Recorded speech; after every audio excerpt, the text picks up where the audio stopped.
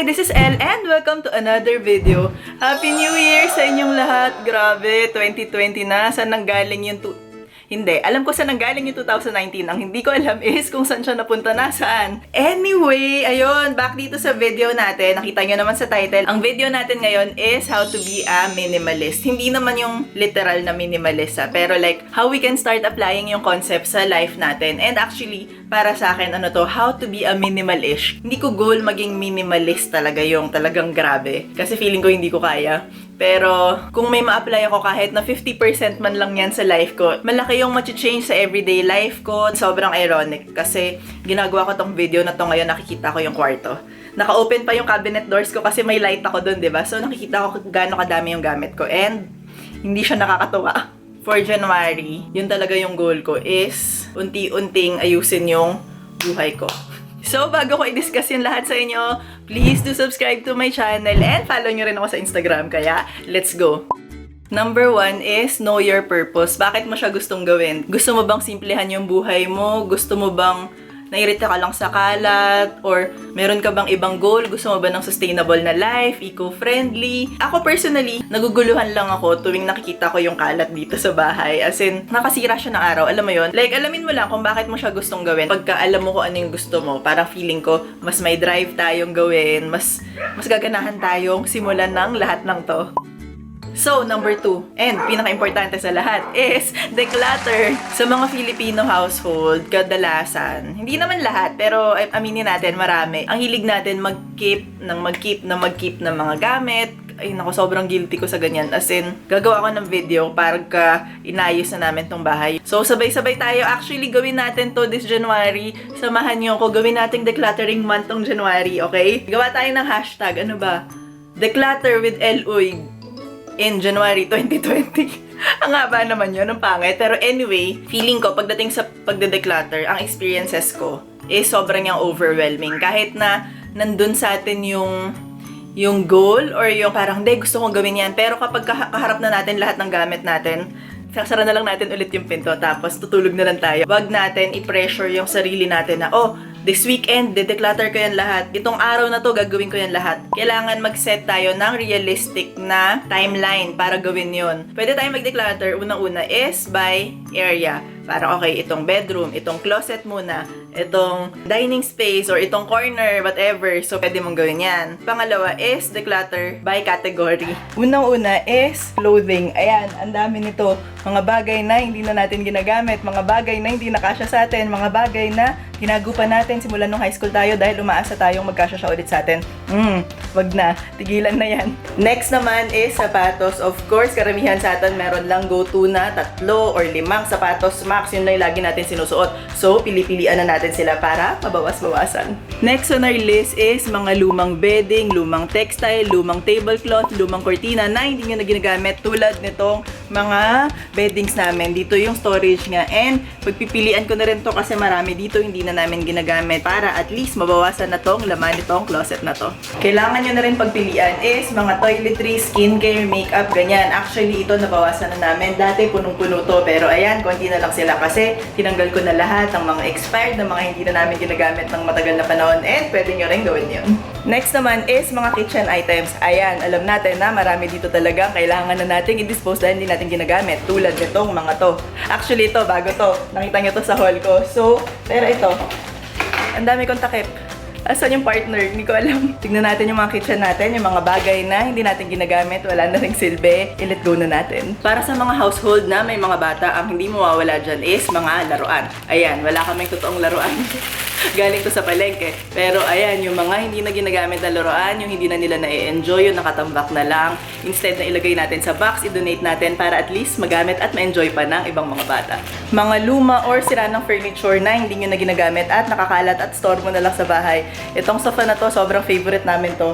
Pero, as in, sira na siya. Kaya yan nakatakip dahil kinagat yun dati ng aso. So, pag meron kayong mga furniture na wala nang use, nagtitake up na lang ng floor space, pero wala na siyang purpose, pwede na natin siya i-give up.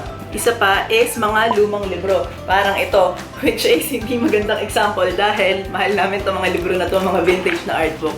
Ang cute to. Pero anyway, Andito lang to para sa visual presentation. Pero kung meron kayong mga lumang libro, hindi nyo ginagamit, lalo na kapag may mga estudyante, okay lang i-keep nyo kung may kasunod, magagamit pa ulit. Pero kung hindi na, pwede nating i-donate or ipasa sa mga kagamit para hindi sayang kaysa inaanay lang sa mga box. Tip pala kapag ka nagde-declutter ka, syempre ang daming items doon na, alam mo yun, nagdadalawang isip ka. Gusto ko pa ba to? I-dispose ko ba to? Anong gagawin ko dito? Nako, I'm sure yan yung dilemma natin lahat. So, isa sa pwede kong isuggest is mag-dedicate ka ng, kunwari, box or cabinet na doon mo ilagay lahat ng mga items na nagdadalawang isip ka. Pero, hindi pwedeng doon yun forever ah. In 3 months time, in 6 months time, tignan nyo, binuksan nyo ba ever yung box na yon? Hinanap nyo ba yung items na nandun? Na-miss nyo ba sila? Kung hindi, time to donate and i-dispose yung gamit na yon, diba? After nyo mag-declutter and all, isa sa tip ko is don't have too much storage.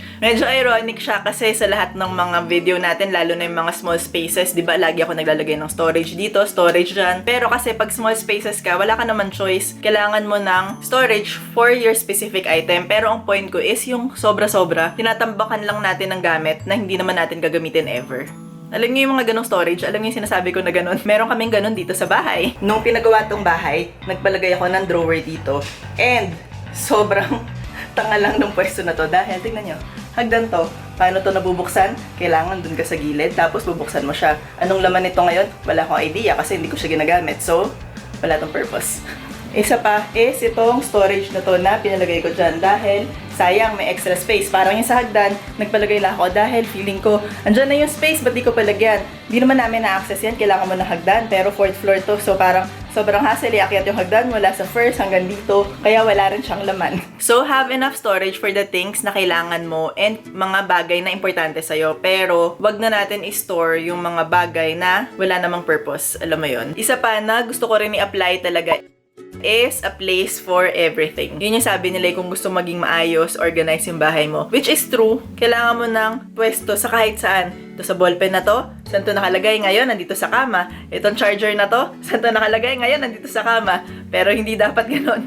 Kailangan meron silang dedicated na space para hindi sila nandito sa kama. Next is buy with a purpose. Feeling ko sa lahat ng sinasabi ko dito, kinokontradict ko yung sarili ko. Kasi gusto ko i-share sa inyo na yun nga, kailangan pag nag-shopping tayo, hindi basta-basta, hindi ka lang kuha ng kuha, basta nakyutan ka, pwede na, bibili mo na, pero after nitong video na to, ang dami kong haul. Di ba nag-states ako sa LA? So, meron ako, nag-flea market kami doon, nag-shopping kami, so may mga haul ako doon. But, kaya ako binibili yung mga ganun. Magagamit ko siya sa mga projects. Kailangan ko lang mag-allot ng space dito sa bahay or ng closet kung saan ko ilalagay yung mga yon. Pero, wag nyo na akong punahin sa mga haul ko. So, yon, buy with a purpose. Wag lang basta bili ng bili. Pag damit, ngayon, sobra ko ng minimake sure ko gusto ko ba talaga to, gagamitin ko ba to, hindi lang, uy, sale, 100 pesos. Bibiling ko na, ganyan ako eh. So, basta kung ano yung ipapasok mo sa bahay mo, yun, make sure na meron siyang kwenta, meron siyang silbi, meron siyang happiness na ibibring sa'yo, ganyan. Hindi yung happiness of shopping lang, tas after nun, nakatambak lang lahat, Hindi excuse yun, masaya naman ako nagsha-shop, So, hindi. Happiness habang nandun ka sa bahay, habang ginagamit mo yung item na yon. Bonus is, saan natin pwedeng ilagay yung mga dineclutter natin? Anong gagawin natin sa kanila? Unang-unang pwedeng gawin doon is ibenta. Pwede kayo mag-post online, mga carousel, ganyan. Benta nyo lang, sayang naman kung maayos pa naman siya, like maganda pa, hindi nyo naman ginagamit. Pwede nyo ibenta, may extra income ka pa. Kung ayaw nyo naman magbenta, tinatamad na kayo, ipamigay nyo. Kunwari, mga kamag-anak nyo, mga friends nyo, baka gusto naman nila yon or magagamit nila. So, try nyo ibigay sa kanila. Kung hindi naman, pwede nyo rin siyang i-donate. Before, nag-ayos kami ng bonggang-bongga. Nag-donate kami sa Caritas. Pinipick up pa nila yung item nila galing sa bahay mo. I-schedule mo lang with them. And yung iba naman, pwede nyo rin i-junk shop. Before, ginawa rin namin yun. Inipon namin lahat ng, mga bakal nga dito, mga papers nandito, tapos ganyan. So, depende na lang kung ano yung gusto nyo. Pero, yun, wala naman tayong excuse para itago sila lahat sa bahay natin. Ayun, hopefully, magawa ko to.